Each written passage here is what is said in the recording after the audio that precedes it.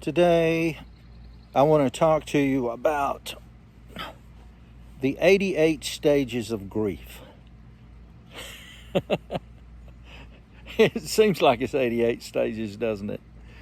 I'm going to talk to you about that. But I told you the last video, I think the video before last, that we had to put down one of our dogs that we've had a long time. Her name was Tinkerbell. She was a rescue dog. All of our dogs are rescue dogs. Let me encourage you to do that. These dogs will give you so much pleasure, and you can give them so much love, and they will give you 3 times the love that you give them. There's so many dogs out there that, need you. They want to love you unconditionally. And that's the way Tinkerbell did. Of course, we're therapists, and Tinkerbell was Mitzi's co-therapist. She, for the last 8 years, I think she was like 3 when we got, 2 or 3 when we got her. But for the last 7 years or so, every session that Mitzi has had, and she's a clinical social worker, every session she's had almost, Tinkerbell has been right there on the sofa or in the chair with her. Heard all the stuff that she heard and yet never said a word about it. She or Mitzi never said a word about all of the things that they heard. Isn't that something? It's like a priestly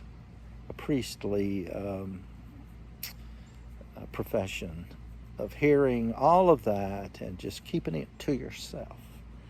We all need that, don't we? We all need somebody to confide in that we know they're not going to say a word ever to anybody. That's a real good thing. So anyway, there's Tinkerbell, and Tinkerbell has, we had to put her down yesterday, day before yesterday, all the days run together.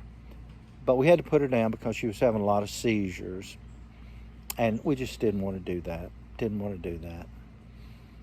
And of course, since that time, we have had so much grief because of the loss of our precious Tinkerbell. How do you handle grief? You've heard a lot about that. How do you handle grief? You don't. I'll be honest with you. I've been in practice for 42 years, and I've never known anybody to handle grief. Grief handles you. When grief gets through with you, grief will let you go, but not a minute too soon. Now, you may say, oh, well, I've had it for a long... Well, grief is the worst emotion in the universe. Now, this is my opinion as a therapist and for 42 years, as I said. And, grief is the worst emotion that I know of in the entire universe. Helicopter flying over. Grief is the worst emotion in the universe. If there is a hell, some people say there is, some people say there isn't. But if there is a hell, the only feeling, this is my opinion, the only feeling that you can feel in hell is grief. Intense or acute grief. That has to be the worst state of existence that there is. I mean, I've lost a granddaughter, I've lost a nephew, I've lost a mom, grandmothers, and all that. Grief is terrible. And we start talking about stages of grief and all that. I agree basically that there are stages in everything. I don't care what it is. Stages of marriage. Stages of being a person, like Erickson said. But grief is like an ocean.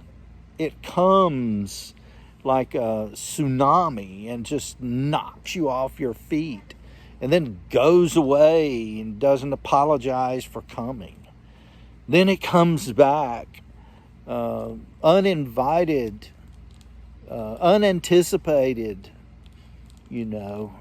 Surprise, here I am again.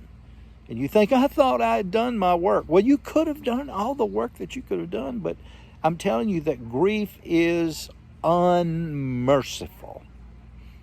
It really is. Well, what can we do about it? Well, I'm going to talk to you about that in our next session. I just want to be real about the fact that, yeah, there may be stages of grief, and yeah, whatever. And I said 88 stages of grief. But, grief is unmerciful. And if you're grieving right now, you know exactly what I'm talking about. Because it is not fun. And you think, if grief is like anxiety, you think you're going to have it forever. I know. You think you're going to have it forever. You're going to always feel this way. But you know what? You're not. Mm-mm. You're not always going to feel this way. You actually may feel worse than you feel right now. But you will feel one day entirely different. You may always walk with a limp, an emotional limp. But one day, you'll feel better. And don't forget I said that.